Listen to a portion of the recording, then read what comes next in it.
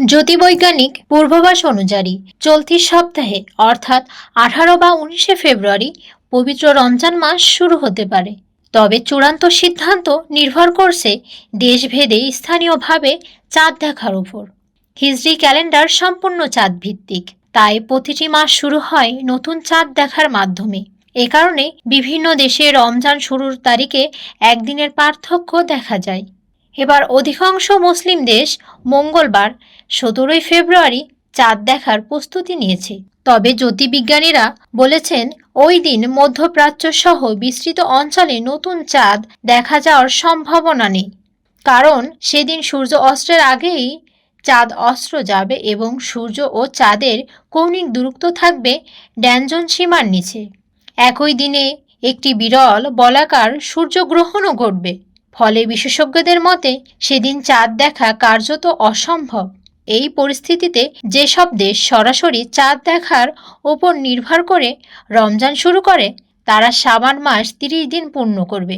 সেই হিসাবে বৃহস্পতিবার 19 ফেব্রুয়ারি রমজান শুরু হওয়ার সম্ভাবনাই বেশি। এবার চলুন জেনে নিই বিভিন্ন দেশের ঘোষণা। উপসাগরীয় অঞ্চলের প্রথম দেশ হিসাবে ওমান নিশ্চিত করেছে তাদের দেশে 19 ফেব্রুয়ারি রোজা শুরু হবে। তুরস্ক, সিঙ্গাপুর ও অস্ট্রেলিয়াও একই তারিখে ঘোষণা করেছে জ্যোতির্বৈজ্ঞানিক হিসাবের ভিত্তিতে। সংযুক্ত আরব আমিরাত জানিয়েছে চাঁদ দেখার পর চূড়ান্ত ঘোষণা দেওয়া হবে, তবে প্রাথমিক পূর্বাভাস অনুযায়ী 19 ফেব্রুয়ারি সম্ভাব্য তারিখ। অন্যদিকে পাকিস্তানের আবহাওয়া দপ্তর জানিয়েছে 17 ফেব্রুয়ারি নতুন চাঁদ জন্ম নেবে এবং 18 ফেব্রুয়ারি সন্ধ্যায় চাঁদ দেখা যেতে পারে। তবে চূড়ান্ত সিদ্ধান্ত নেবে দেশটির ধর্মীয় কর্তৃপক্ষ। রমজান মাস 29 অথবা 30 দিনের হতে পারে, যা নির্ভর করবে চাঁদ দেখার উপর।